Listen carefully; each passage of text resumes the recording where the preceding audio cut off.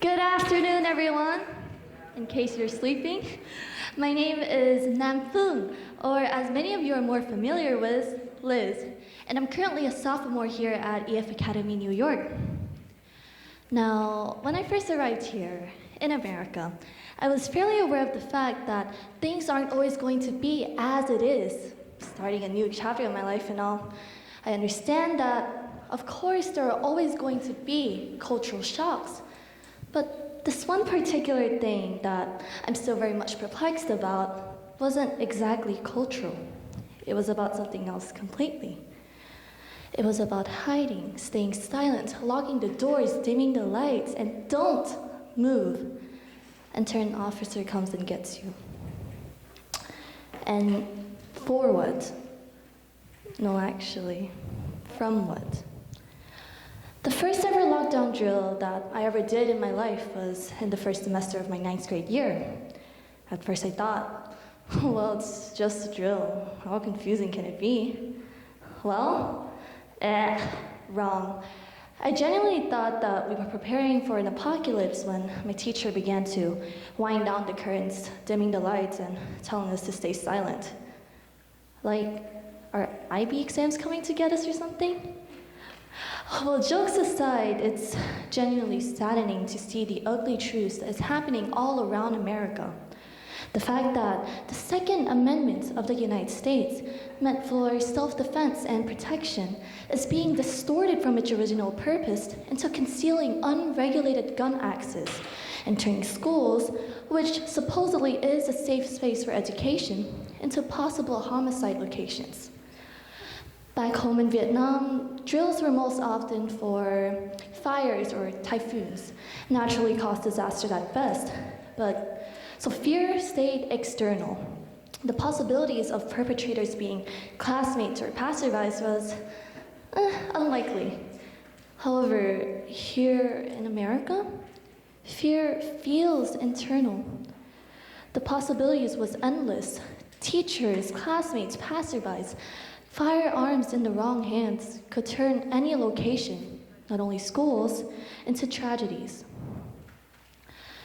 Gun violence in the United States isn't something that can just sit and wait. It's happening more than it ever should be, shattering lives not only in schools, but even on the streets, in universities, in public institutions that are meant to be safe for all. It is the leading cause of deaths in American teenagers and children, surpassing even motor vehicle crashes in 2020 and continuing to be the top cause, claiming thousands of lives yearly. In 2024, 44,447 people died by firearms in the United States, which is an average of 1 death per 12 minutes. 27,593 died by firearm suicide. 15,364 died by firearm homicide. 450 died by unintentional gun injury.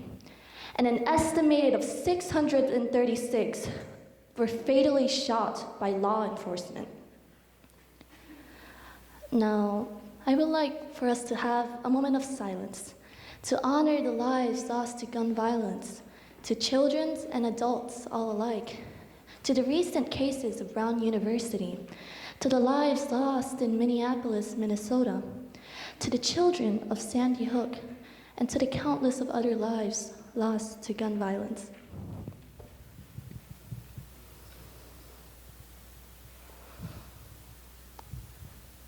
That silence weighs heavily, does it not? But we can't stay silent forever, surely. We, the people, must not stay silent, not out of bitterness, not out of despair, but rather out of hope. Hope that our voices can unite and become one to shape the future of our further generations, and hope that our awareness can grow and develop into action, and these actions can spark change. In history, every great movement began with people who refused to shoulder the world as it is, and rather what it could be if change did happen. And as my favorite great philosopher once said, let him who would move the world first move himself. Thank you, Socrates. If we truly want to change the realities caused by gun violence, then we should start with ourselves, first and foremost. It can begin little, one step at a time, choosing to stay informed of the things happening around us instead of turning a blind eye to it. Spread awareness in our local communities, support policies and leaders who aim to save lives, not to promote the use of weapons.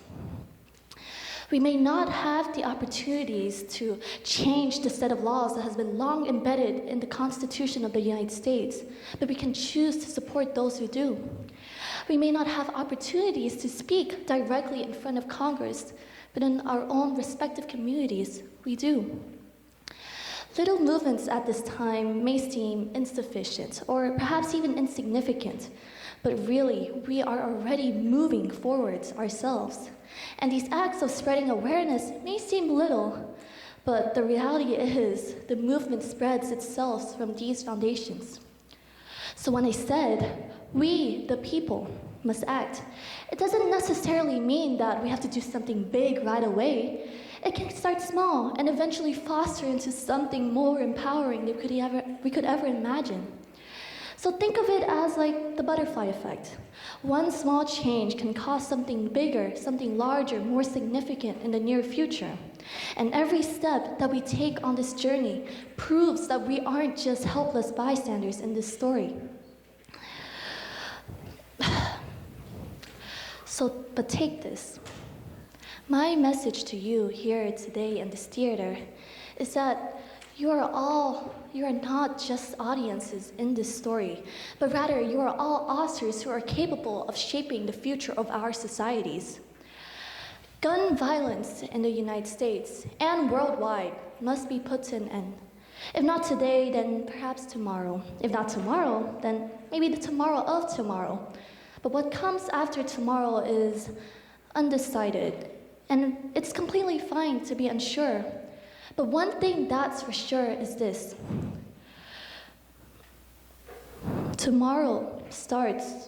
Every tomorrow starts with what we decide to do today. And what we do today is for us to interpret.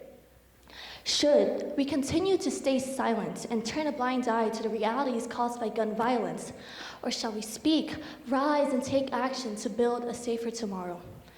That really is up for you to decide. Thank you.